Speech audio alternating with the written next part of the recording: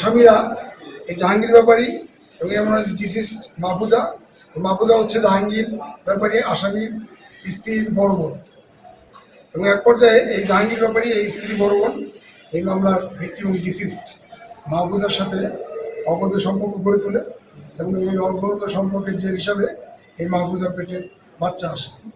মাহফুজা যখন গর্ভবতী হয়ে পড়ে তখন এই আসামিরা 4 জন মিলে পরিকল্পনা করে যে মাহফুজাকে দুনিয়া থেকে সরিয়ে দিতে হবে।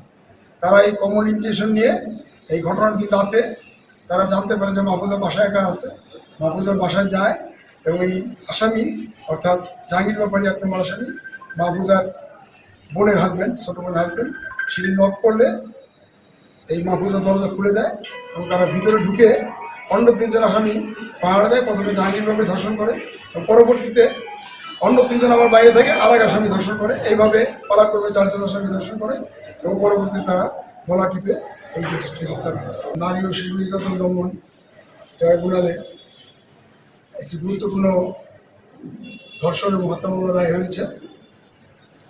রায়ে নারী ও শিশু নির্যাতন দমন ট্রাইব্যুনালের বিজ্ঞ বিচারক জেলা দায়রা জজ জনাব শামীমা পারভিন, আসামি জাহাঙ্গীর ব্যাপারী, কামরুল মৃধা, আলী ব্যাপারী এবং বক্কার ব্যাপারী এদেরকে এই মামলার ভিকটিমকে মাহফুজা এবং ডিসিস্ট যাকে পরবর্তী হত্যা করা হয় তাকে প্রথমত